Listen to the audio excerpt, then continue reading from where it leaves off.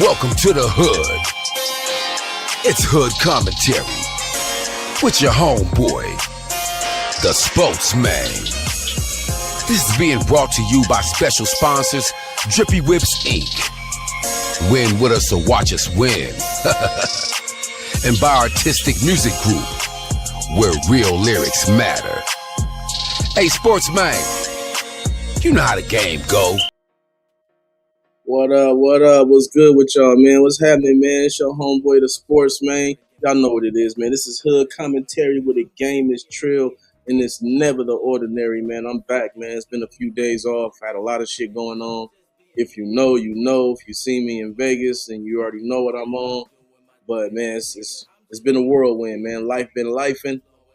But it ain't stopping me from doing what I'm trying to do over here, man. Still gonna keep this shit rolling. Still gonna keep this shit going, man. But hope y'all had a good week so far. The week is almost over. You know what I'm saying? It's almost time for the weekend. Hopefully y'all ain't doing like me, drinking too much motherfucking tequila. I've been drinking too much of that shit lately.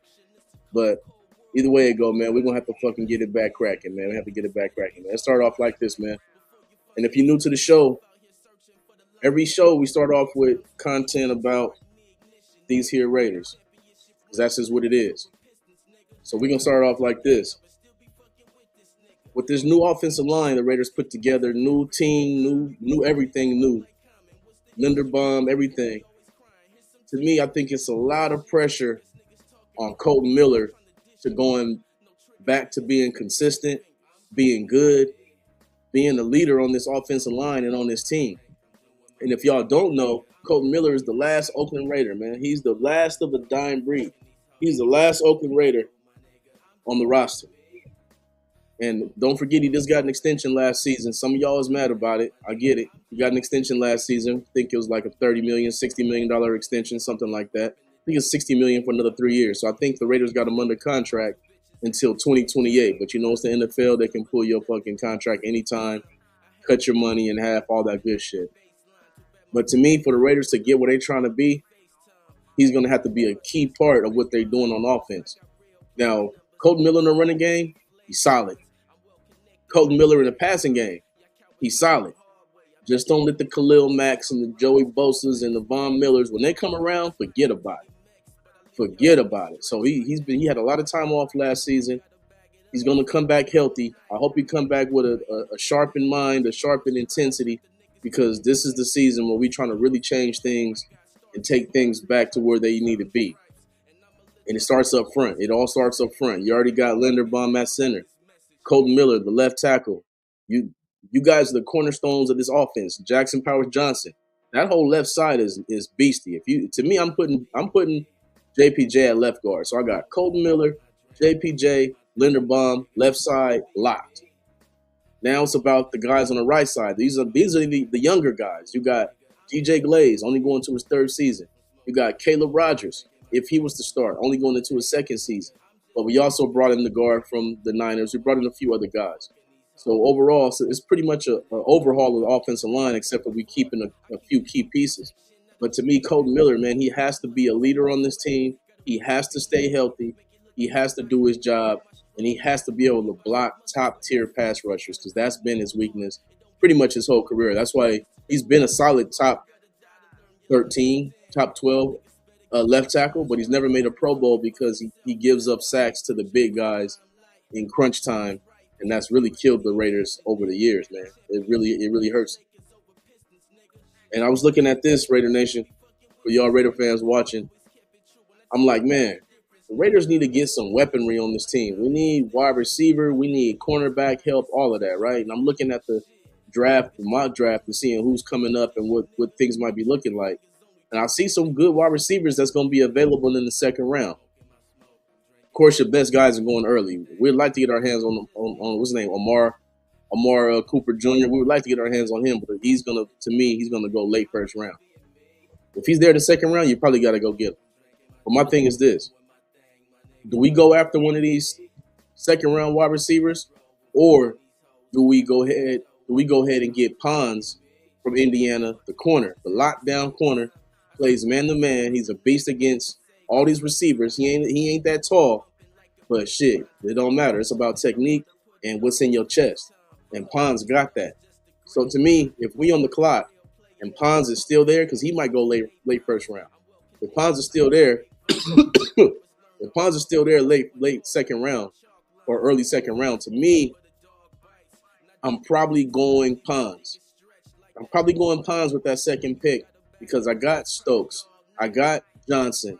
Now I get Pons. My defensive backfield is set. Now I just got to worry about the corners I'm running in on dime, which is going to be the young weapon we drafted last year. He's still coming along, and then we got some other depth on the defensive backfield. We got what the fuck is his name, man? Can't fuck Greedy. Got Greedy Vance. We got a couple other guys that we can help bring in on these dime packages and shit. But our nickel would be set. Stokes, Pons, Johnson, locked. I like that right there. I like that. So to me, I'm going Pons in the second round with that early pick if he's still there. Because I understand we need wide receiver. I do. I get that. But if you can get a young lockdown corner, them motherfuckers is more valuable than a good ass receiver unless you get them in the first round. So I think the Raiders should go Pons in the second round if he's there over old boy from Alabama. What the fuck is his name? He from Vegas too. It's a few good wide receivers that's gonna be available. I know Surratt's still gonna be there, but I don't think he has a second round grade. I think Elijah Surratt got like a third round grade, and him and Fernando Mendoza have a great connection. So I can see the Raiders trying to go there, but I don't see them going there in the second round. So to me, if you got Pons there in the second round, I think you gotta go Pons over a wide receiver, unless it's a first round talent that happens to fall to the second round right there in our spot. That's just how I feel about it. Because we do got to help out Fernando Mendoza, but we also got to help him out by getting stops. And somebody lit this fucking fly in here. So yeah, y'all work with me. This fucking fly gonna try to fuck with me, but it's all good. We're gonna keep going, man. Now speaking of Fernando Mendoza, he's about to have his official top 30 visit with the Las Vegas Raiders. Now we already know what this visit's about. We know what this visit's about. This visit is saying, hey, Fernando, come get on the board. Come show us the scheme you're running. We're going to show you what the scheme that we're running. And get on the board and you draw some plays up and I want you to show what's the first read, second read, third read. He just going to do his little homework right there on the board in front of Kubiak and all them. And then they're going to let him know, hey, Fernando Mendoza, we're taking you number one. I already know you're looking for a house in Vegas because they already told him, I'm sure. Because there was a report that came out a month ago that he already hired a realtor in Las Vegas. So he's been looking for a house in Vegas. He probably already got that shit.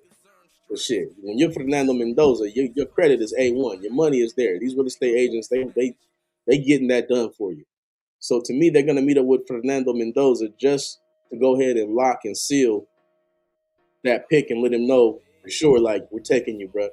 We're not going to trade the pick. You're our future. You're who we want to have.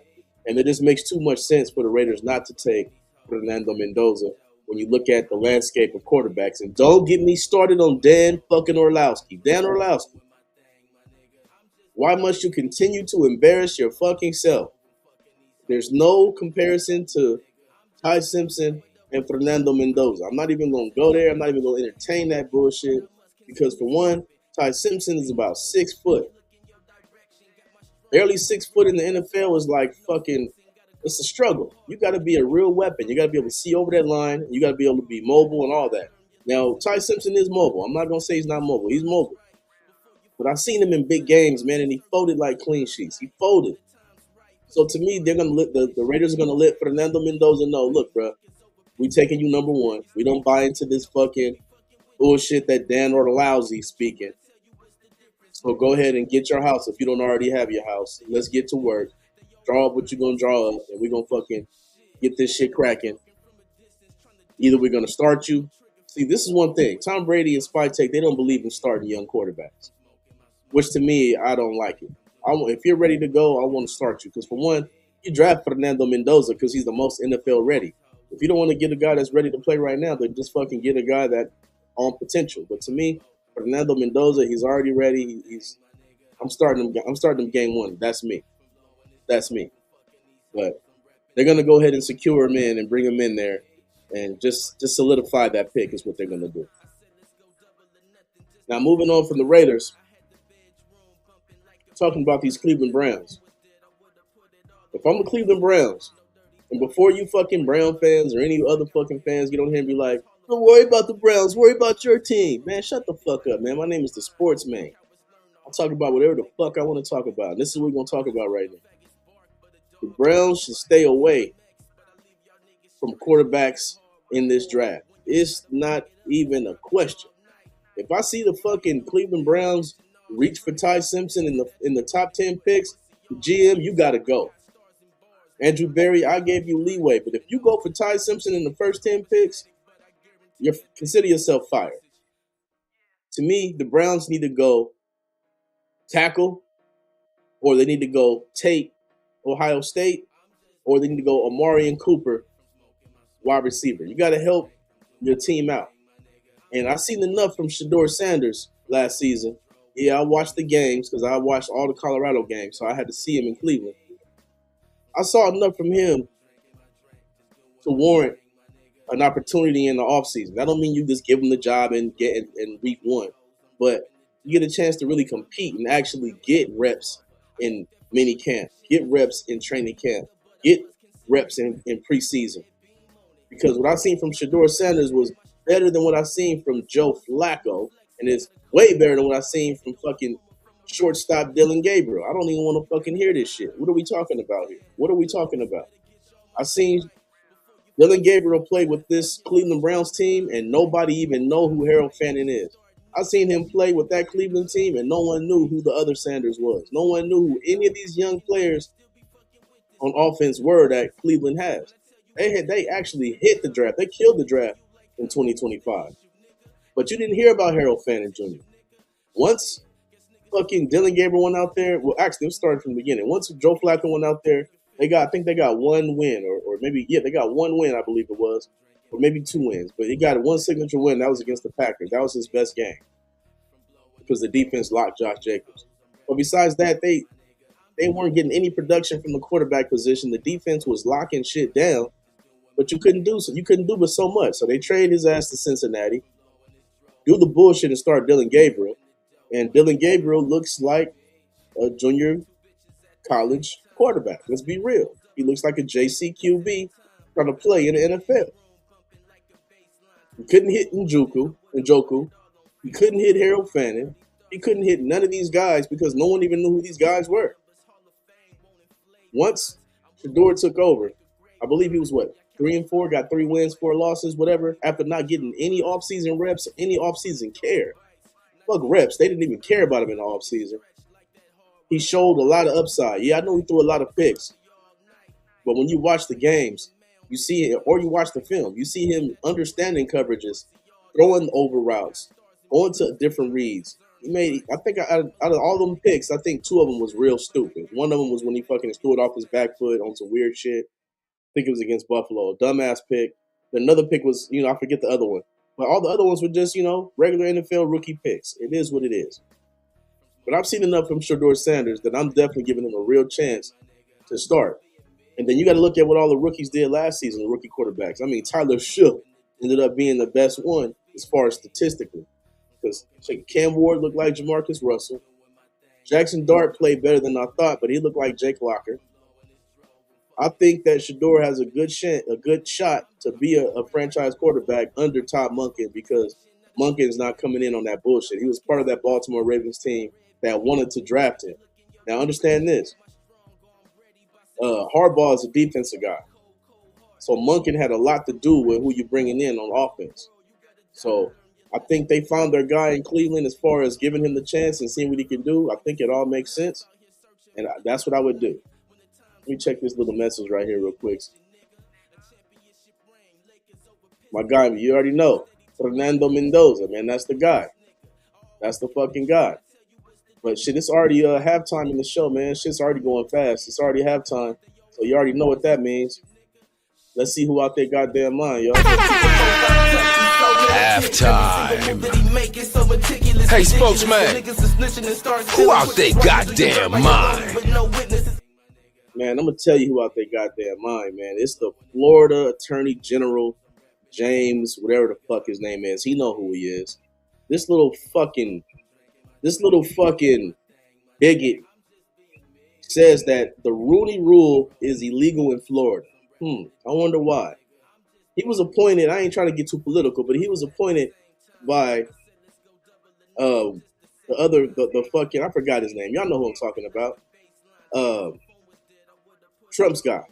But anyway, he says he's against the Rooney Rule and it's illegal. Now I'm like, why would you want to make that illegal? It's not like they're automatically giving black guys jobs, right? This is just to have a fucking conversation because it's been so many years where guys don't even get talked to. They don't even get an opportunity at all to even be considered for a job, right? Even considered. And then when you look at it over the years, it's only been 24 black head coaches in the history of the NFL, the history of the league, 24. And all combined, they have a winning record. But my thing is this. Why would you want to take that off the table when it's just for guys to be talked? They just want a fucking opportunity, right? And I tell people all the time, okay, look, the NFL is predominantly a black league, right? Now let's look at, it's a predominantly black league with predominantly white coaches. Let's just be real. It's like, what, 2-3 black coaches in the league? Then let's take it to the NHL. Let's look at the hockey. Let's look at the hockey league. Of course, that is predominantly white. Y'all know how many fucking black head coaches is over there? One in the history of National Hockey League. So let's put it this way. What if hockey was full of all black coaches and the white coach was the minority? The minority coach. Would that make any sense? Would that make any sense? Not really. It probably wouldn't make sense. Especially when the league is predominantly white. You hardly have any black dudes even playing hockey right now. So for hockey to have all white coaches and not one black coach, I get it. But for the NFL to have almost all black players and you don't even have you have to come up with a fucking rule just to fucking get a black dude a fucking interview. It's crazy already on his face, man. So you know what? This is more than a who out your goddamn mind. This is a fuck you out your goddamn mind to this punk ass attorney general in Florida. Fuck you, man. You're a fucking mark, man. Fuck your punk ass. Now, see, before I did want to before I went to the Browns, I meant to talk about this, but fuck it, we're gonna go out of order right now. I don't know if y'all heard about this. Tom Brady asked the NFL. He said, "Hey, NFL, what y'all think about player owners again? Because you remember Al Davis was a player owner. What you think about me playing as an owner?" NFL said, "Nah, we don't like that shit, bro. We're not allowing that." Now, me as a fan, I say good because you're gonna put me in a position. You put me in a position because for one, I don't want to see Tom Brady in the Raider uniform. I don't even want to see him in the fucking office. I don't want to see him with a Raider hat. I don't want to see him with a Raider shirt. I don't want to see him with a Raider beanie. I don't want to see him with a Raider motherfucking pendant. I don't want to see him with a Raider motherfucking bracelet. Nothing. So for him to come to the Raiders and put that jersey on, it would have been hard for me to deal with. But this reminds me of the LeBron James situation with the Lakers. When I heard LeBron James was a free agent, being the Laker fan and the Kobe fan that I am, I was like, don't come to L.A. Don't come to L.A. He ain't going to come to L.A. Don't come to L.A. Deep in my heart, I knew he was coming to L.A. What happened? He came to L.A. And once he came to L.A., I had to embrace it. I said, you know what? LeBron's a fucking Laker. I'm riding with him. I'm riding with him. And it is what it is. I'm never going to root against my own team. So when I see that Brady wanted to come to the Raiders and put on that jersey, I ain't saying I would have bought a Brady jersey, but I wouldn't have been rooting against Brady. But it definitely would have been hard for me to see it because that's just not something that I look forward to seeing is Tom Brady in the fucking Raider jersey. But if he'd have came to the Raiders and played and done well, guess what? He'd get all the props he deserved. Simple as that. But thank you, NFL, for shutting that shit down and not letting Tom Brady play as a player and as an owner because that would have put me in a position and plenty more Raider fans, we would have been in a position because we don't like that shit. We don't like that shit. Night Devil. Appreciate you, my guy. You already know, man. We speaking nothing but facts over here. Nothing but facts over here, man. That's just what the fuck it is, man. We speaking nothing but facts. Now tell me this. Where's my shit at over here? The the Lakers. I have my damn topic over here somewhere. But shit, I must have moved it around here. But check it out anyway. People are asking about the Lakers. They're saying, are the Lakers contenders? Are the Lakers for real? Can the Lakers do this? Can the Lakers do that? I say, you know what? Then they say, can the Lakers beat the San Antonio Spurs or OKC in a 7-game series? I say, look, man, 7-game series is a whole different animal than just beating the team while you're doing your thing. Because now they get to lock in on you, they get to study you, and they get to see what they can do best. Now, I was watching ESPN earlier, and they were saying that the Lakers been winning lately mostly on scheme. Well, when I watched the fucking Oklahoma City Thunder, they got one of the best defensive schemes in the fucking league. And they got Shea, who's a fucking great two-way player, and Lou Dort, who's also a good defensive player. But overall, it's the scheme that they roll out. They roll out a scheme of defense that it's hard to stop. It's hard to do what you got to do. They slow motherfuckers down. Except for they couldn't slow Jaylen Brown down last night. He balled out. But the question is, can the Lakers beat these guys in a 7-game series? And my answer is yes, they could. You got Luka the Don. You got Slim Shady. You got the ageless LeBron James.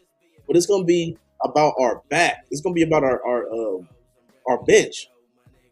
Because the Lakers are top heavy, right? You look around the league, man. Look how many games the Oklahoma City Thunder won without Shea Gilgeous-Alexander. I think they like 8-4, 9-4. They win without Shea. So the Lakers can win these games, but they got to lock in on defense. And not to mention, I don't know if y'all know this, Luka Doncic had the most steals in March. He's got like 30-something steals in March. We've turned this shit around defensively, which is the key. But in this 7-game series, the Lakers are going to need more from Jake LaRavia. We're going to need more from Jackson Hayes. We're going to need more from fucking Vanderbilt. He can't just be a defensive guy. You got to go out there and play some defense and hit that open three. Hit that open three. Now, am I saying the Lakers should be favorited in these games? No, I'm not saying that. But if you're asking me, can they win a 7-game series? I'm going to say yes, they can. And let's not act like San Antonio or OKC can't go out early. Things can happen. Anything can happen in a 7-game series. So let's not just book it and just put these guys in the Western Conference Finals to play each other, because you never know who might get knocked out earlier, because it's the NFL and anything can fucking happen. Anything can happen. Now, I meant to touch on this last week. Last week, I got this cough, y'all. I meant to touch on this last week. The fucking baseball classic, right? Baseball World Classic or World Baseball Classic, whatever the fuck it's called, right? Derek Jeter was pissed the fuck off because Aaron Judge says he thinks that the World Baseball Classic, is bigger and better than the World Series. Derek Jeter, who is a multiple fucking World Series winner, arguably the greatest Yankee ever, was pissed off. He said, what the fuck? He said, only motherfuckers saying, this is me paraphrasing, it's the only motherfuckers saying that the World Classic is better than the World Series is motherfuckers who ain't never won the World Series. I said, damn. Got a point. But I look at it from what Judge is saying. The World Series is the best team in the National League, the best team in the American League, right? But in that World Classic, these are just the best players all over the fucking world. Y'all see that lineup the America had? Did y'all see that American lineup in the Baseball Classic? Imagine that.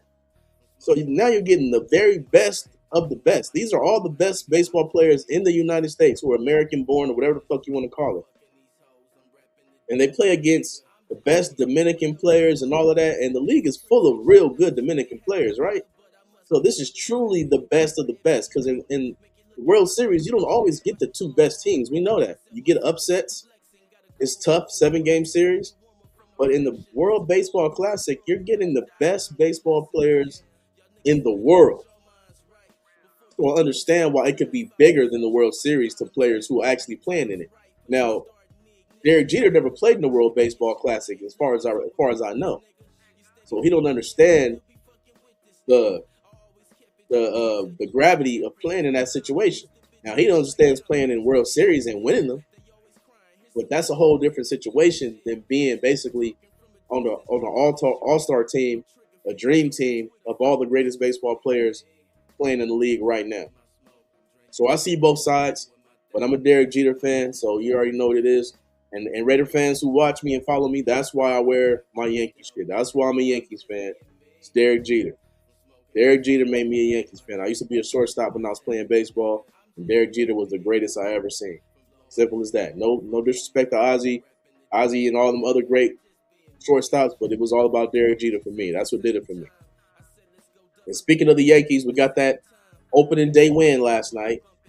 I'm going to take that, even though Judge went 0 for 5. We're going to take that. But it's a good start to the season, man. We're going to take a good start to the season.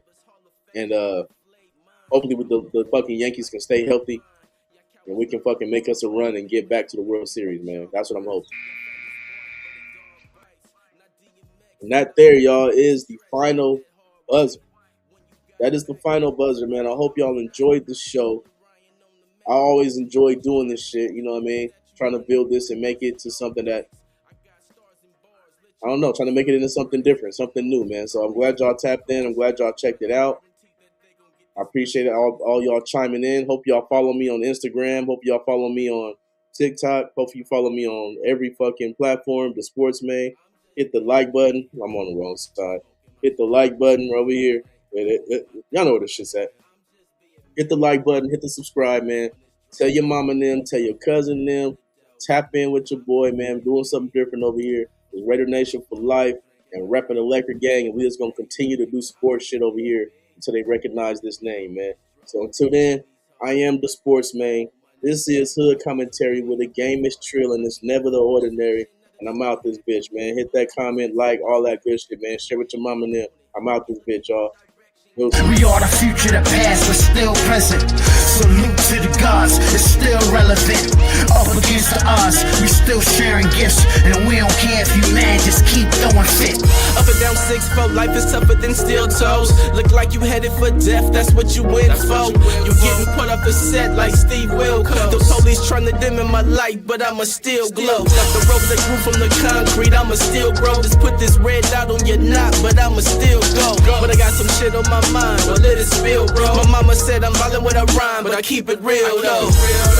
But I only spit about the truth. When you see me and I get loose, when I'm stepping inside the booth. But the difference between me and you is I'm trill about what I do. And like Biggie, I get the loot, or I cock it back, aim and shoot. I'm kamikaze in the Maserati, meaning you going out with me like suicide bombings. This is live on prime time on hard copy. You can spend the